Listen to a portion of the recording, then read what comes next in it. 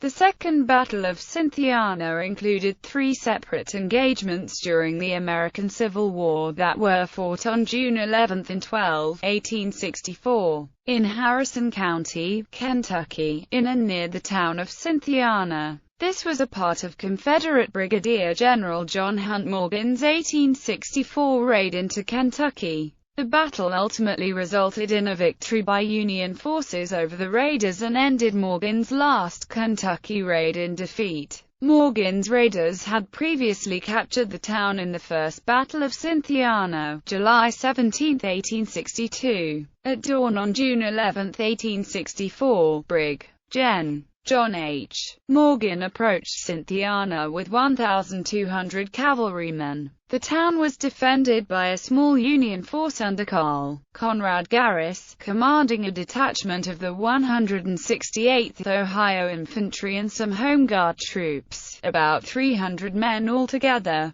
Morgan divided his troops into 3 columns, surrounded the town, and launched an attack at the covered bridge, driving Garris's forces back towards the depot and north along the railroad. The Confederates set fire to the town, destroying many buildings and killing some of the Union troops. As the fighting flared in Cynthiana, another Union force, about 750 men of the 171st Ohio Infantry under the command of Brig. Gen. Edward Hobson, arrived by train about a mile north of the Cynthiana at Keller's Bridge. This regiment fought Morgan's force for about 6 hours. Eventually Morgan trapped this new Union force in a meander of the Licking River. Altogether, Morgan had about 1,300 Union prisoners of war camping with him overnight in line of battle. The 171st Ohio Infantry was paroled the next day. This engagement, Morgan's last victory, was known as the Battle of Keller's Bridge. With little ammunition, Morgan recklessly decided to stay and fight an expected larger Union force. Brig.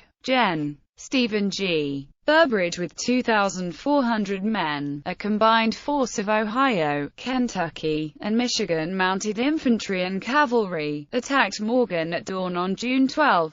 The Union forces drove the rebels back, causing them to flee into town, where many were captured or killed. General Morgan and many of his officers escaped. Combined casualties in the separate Union forces were 1,092 men, while Morgan is estimated to have lost about 1,000 men. Although no firm records exist, Cynthiana demonstrated that Union numbers and mobility were starting to take their toll. Confederate cavalry and partisans could no longer raid with impunity.